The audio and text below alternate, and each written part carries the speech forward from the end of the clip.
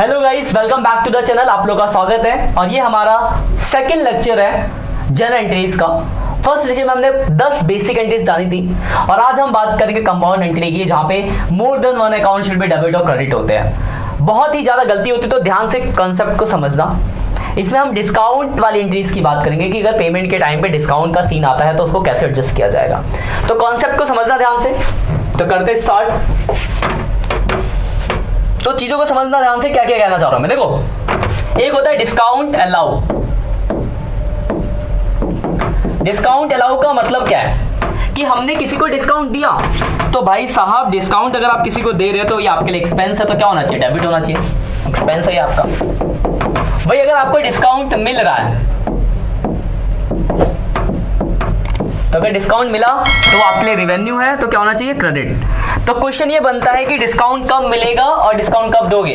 तो ध्यान से समझना, अगर मैं किसी को पेड कर रहा हूं यानी पेमेंट कर रहा हूं, तो अगर मैं पेमेंट करूंगा यानी मतलब मैं किसी को पैसा दूंगा, तो सीधी बात है अगर मैं किसी को पैसा दूंगा तो वो मुझे डिस्काउंट देगा। यानी डिस्काउंट क्या होगा भाई? तो पेमेंट के टाइम पे डिस्काउंट रिसीव होता है।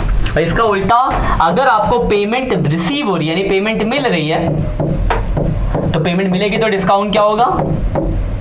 बोलोगे सर डिस्काउंट तब अलाउ होगा। सीधा ना, अगर आपको पैसा मिल रहा है तो आप डिस्काउंट दोगे, अलाउ करोगे। भाई आप पैसा पेड कर रहे हो किसी को, तो पेड करो तो आपको डिस्काउंट मिलेगा। और अगर डिस्काउंट रिसीव हुआ तो क्रेडिट, और डिस्काउंट अलाउ किया तो डेबिट। तो ये तो होगा प्योर कॉन्सेप्ट। मैं शॉर्टकट भी समझाऊंगा। जैसे एग्जांपल फॉर एक एंट्री लेता हूं। जैसे मान लो लिखा गया है पेड टू राम 1900, डिस्काउंट है 100। ठीक है, अब मुझे इसकी जनरल करनी है।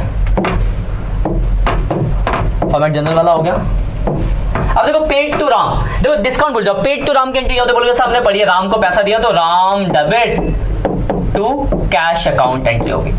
तो राम डेबिट टू कैश होगा। कैश कितना पे किया? 1900।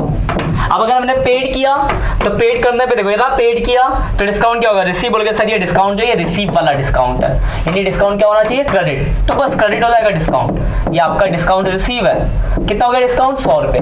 तो टोटल कितना आ गया? 2000। नेक्स्ट में वही लिख दोगे paid to Ram and discount allow. हो गया जनरल।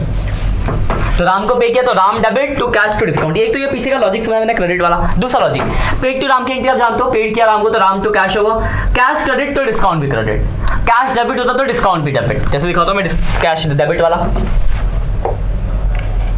जैसे एग्जांपल 4 लिखा हुआ है रिसीव फ्रॉम राधा 2700, डिस्काउंट 300। तो पहले रिसीव फ्रॉम राधा की बात करते हैं, डिस्काउंट तो हो ही जाएगा उसके बाद। रिसीव फ्रॉम राधा, राधा से पैसा मिला तो बोलोगे सर पैसा मिला तो कैश मिलेगा, तो cash account debit to Radha entry हो गई। कितना मिला? 2700 कैश में आ गया। अब मिला तो इसका मतलब क्या? डिस्काउंट अलाउ, यानी डिस्काउंट डेबिट हो, क्योंकि पैसा मिलता है तो हम डिस्काउंट देते हैं, तो डिस्काउंट डेबिट होगा। टोटल आ गया 3000। तो देखो अगर पेड वाली एंट्री देखो, पेड किया तो राम टू कैश, मतलब कैश के साथ साथ ये भी क्रेडिट हुआ, कैश डेबिट। तो दो ही तरह की एंट्री होगी, एक होगी ये वाली आपकी पेमेंट वाली।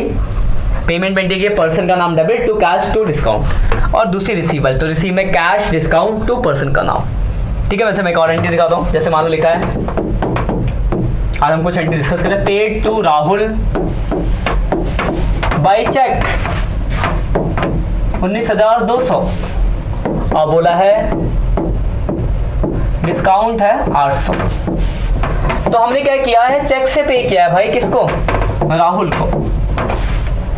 तो अगर हमने चेक से पे किया राहुल को, पेड किया तो पेड वाली एंट्री राहुल को पे किया तो राहुल डेबिट, और चेक से पे किया तो टू बैंक, और अगर बैंक क्रेडिट तो डिस्काउंट भी क्रेडिट। दूसरा लॉजिक लगा देते हैं हम। और अमाउंट कैसे लिखना है? तो जितना पे किया इसमें, जितना डिस्काउंट यहाँ, टोटल ऊपर।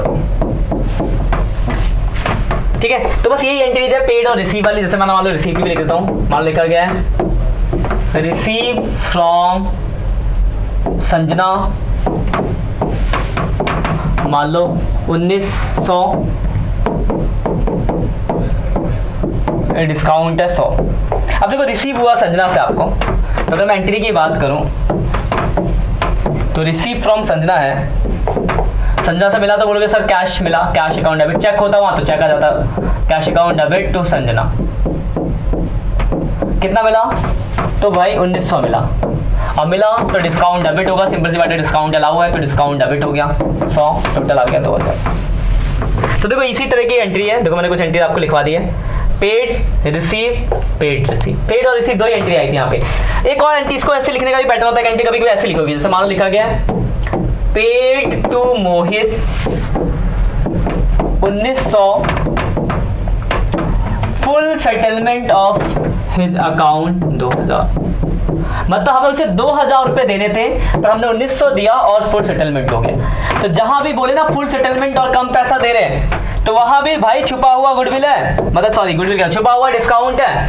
तो पैसा पे किया किसको, मोहित को, तो देखो एंट्री कैसे, ध्यान से समझना, मोहित डेबिट कितना देना था 2000 टू कैश कितना पे किया, तो बोलोगे सर 1900 पे किया, तो बाकी क्या हो गया डिस्काउंट, कितने का डिस्काउंट, बोलोगे सर 100 रुपए का discount.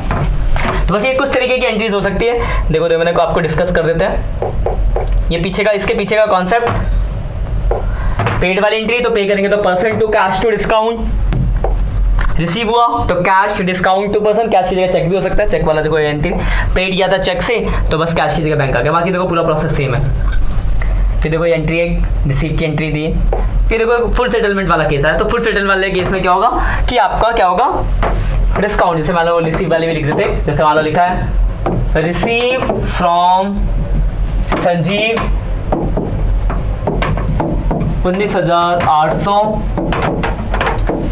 Full settlement of his account 20,000, मतलब 20,000 की जगह 19,800 मिला और क्या हो गया भाई फुल सेटलमेंट हो गया। देखो एंट्री करके दिखाता हूं मैं आपको, पैसा मिला कैश चेक कुछ तो बोले तो कैश चेक भी हो सकता था, तो कैश अकाउंट डेबिट कितना मिला 19,800, और जो संजीव का अकाउंट सेटल हुआ भाई वो कितना हुआ 20,000।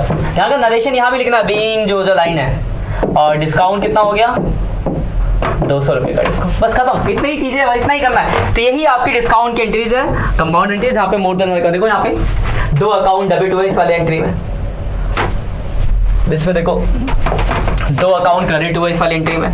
तो जब एक से ज्यादा अकाउंट डेबिट या क्रेडिट होते हैं तो उसको बोलते हैं कंपाउंड एंट्री, और ये डिस्काउंट वाली एंट्री एक तरह की कंपाउंड एंट्री होती है। तो देखो मैंने कुछ एंट्रीज कराई आपको, अब मैं आपको कुछ एंट्रीज देता हूँ जो आप करके रखना, ये कुछ क्वेश्चन प्रैक्टिस के, जिससे कि आपका ये वाला कॉन्सेप्ट भी क्लियर हो जाए, पिछला और ये दूसरा, क्योंकि इसके अलग से ज्यादा एंट्री है नहीं। पहला देखो मान लो लिखा है paid to Sumit 19,000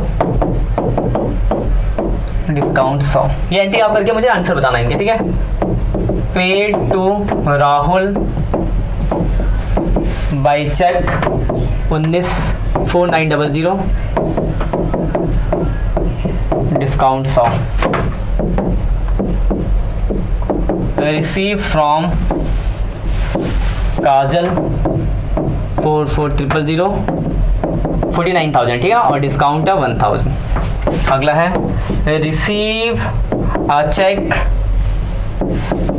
from Sanjeev 19,000 discount 1,000।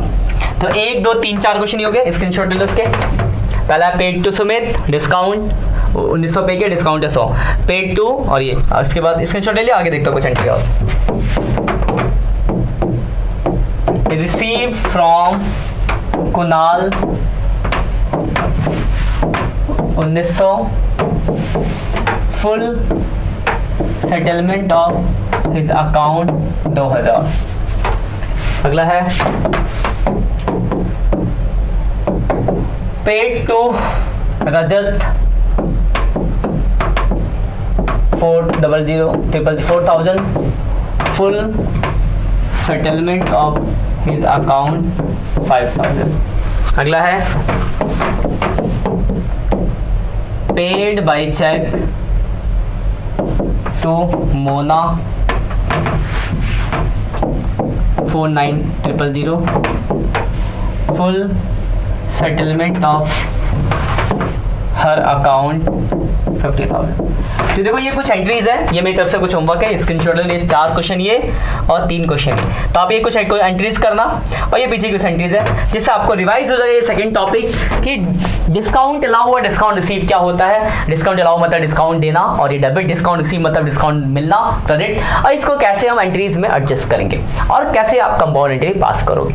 तो ये आपका सेकंड लेक्चर खत्म होता है आज का, और इसी के साथ आपको ये वाला टॉपिक भी अच्छे से क्लियर कर लेना। और पहला और दूसरा देखो 10 एंट्रीज हमने उस दिन देखी और आज 2 एंट्री देखी पेमेंट और रिसीव वाली, तो 12 एंट्री आपकी हो चुकी है। तो आज के लिए इतना ही, मिलते हैं नेक्स्ट सेक्शन में, तब तक के लिए बाय बाय।